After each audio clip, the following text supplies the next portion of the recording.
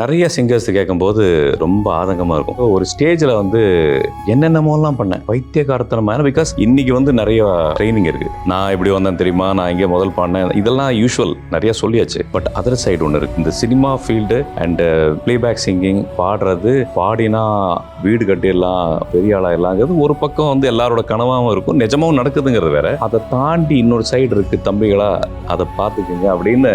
வாழ்க்கையே வந்து நிறைய பேருக்கு, என் கண்ணு முன்னாடி நிறைய பேருக்கு வேஸ்டா போயிருக்கு. அதுதான் நினைச்சோம், ஆனால் அது இல்லையா போங்க அப்படிங்கெல்லாம் நடந்திருக்கு. கூட இருந்தே அவங்க ஃபீல்டை அவுட் பண்றதுக்கான ஒரு செயல்லாம் நடந்துட்டு இருக்கு. நிறைய விஷயங்கள் இருக்கு. பேசும்போது அவங்கெல்லாம் அப்பா எவ்வளோ நல்லா பேசுகிறாங்க, எவ்வளோ நல்லவங்க தெரியுமா அப்படின்னு அவங்களையே நினச்சிட்டு அப்படியே வந்து ரொம்ப ஒரு ஃபீல் உள்ளே போயிடுவோம். ஆனால் அவங்க தான் ஆப் வச்சாங்கிறப்ப தான் தெரியும் எனக்கு. சீனியர் சிங்கர்ஸே அந்த மாதிரிலாம் பண்ணும்போது நேராக பார்க்கும்போது நல்லா பேசுகிறாங்க, ஆனால் என் லைஃப்பில் கை வைக்கிறாங்க அப்படின்னு போய் இன்னொரு சிங்கர்கிட்ட பேசும்போது எனக்கு உனக்கு ஒருபாடு தானே அப்படின்னு சொன்னாங்க. அடப்பாவி இப்படி இதுதான் இந்த ஃபீல்டா அப்படின்னு. போர்க்களம்னு வந்துட்டிங்கன்னா குத்துனா வலிக்குமேனு யோசிச்சுட்டு இருக்க முடியாதுங்கிறத நம்ம புரிஞ்சுக்கணும். ஆனால் அவங்க குத்துறதுனால நம்ம ஏற்றுக்கணும்னு சொல்ல வரல. அங்கே எப்படி நீ கேம் ஆட போகிறேங்கிற ஒரு முக்கியமான விஷயம் இருக்குது. எப்படியாவது நான் மேலே வரணும், அது 4 பேர் போட்டாலும் பரவாயில்ல அப்படிங்கிற அந்த ரவுடித்தனத்தை நான் பாராட்டுறேன். ஏன்னா ஆர்வம் வந்து ஆர்ட் மேல அவ்வளவு இருக்கு உனக்கு அர்த்தம். எனக்கு இல்லையானா எனக்கு வந்து உனக்கு ஒண்ணு நான் வரணும்ன்றது இல்லைங்கிறது தான். நம்ம கூட இருக்கிறவங்க, ஹோப் கொடுக்கறவங்க, ப்ராமிஸ் பண்றவங்க, நம்ம கிட்ட ஒண்ணு சொல்லிட்டு வேற ஒண்ணு செஞ்சுட்டு இருக்கிறவங்க,